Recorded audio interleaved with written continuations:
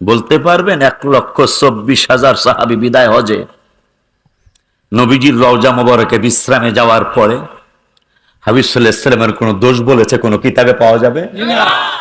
আমরা কারা? এই আলেমরা কি সাহাবীদের চেয়ে বড়? মুসলিম শরীফের হাদিস, নবী সাল্লাল্লাহু আলাইহি ওয়াসাল্লাম বলেছেন সাহাবী আর আমার সাধারণ উম্মতের মধ্যে পার্থক্য আশিকি বললে তোমরা মানবে না। আমি আল্লাহ জানি, আশিকি যদি বলে, ইমাম রাব্বানী দরবার শরীফ পীর সাহেব যদি বলে, তোমরা মানবে না। এই জন্য আমার হাবিবকে দিয়ে আমি বলাচ্ছি। সুবহানাল্লাহ। নবীজি বললেন আমার সাহাবী আর অন্যান্য উম্মতের মধ্যে পার্থক্য হলো উহুদ পাহাড়েই তো আমি 3 দিন আগে জিয়ারত করে আসছি।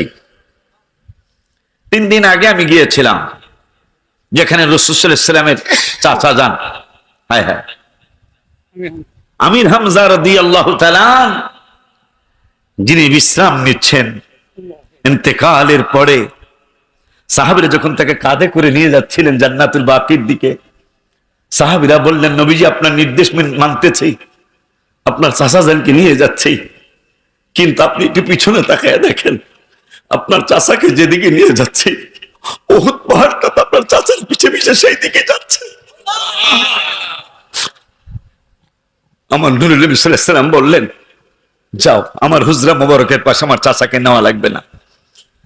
বুঝতে পেরেছি উহুদ আমাকে ভালোবাসে, আমার চাচাকেও ভালোবাসে। উহুদের পাদদেশে আমার চাচাকে রেখে দাও। সুবহানাল্লাহ। সেই উহুদটা 11 কিলোমিটার লম্বা, 7 কিলোমিটার পাশ, 1.5 কিলো উঁচা। নবীজি বললেন আমার অন্যান্য উম্মতের মধ্যে আর আমার সাহাবীদের মধ্যে পার্থক্য কতটুকু?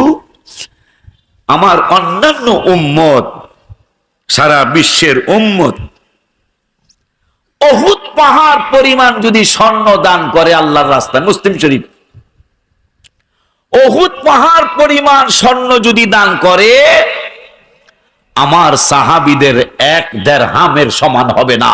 সুবহানাল্লাহকে জোরে বলা যায় না?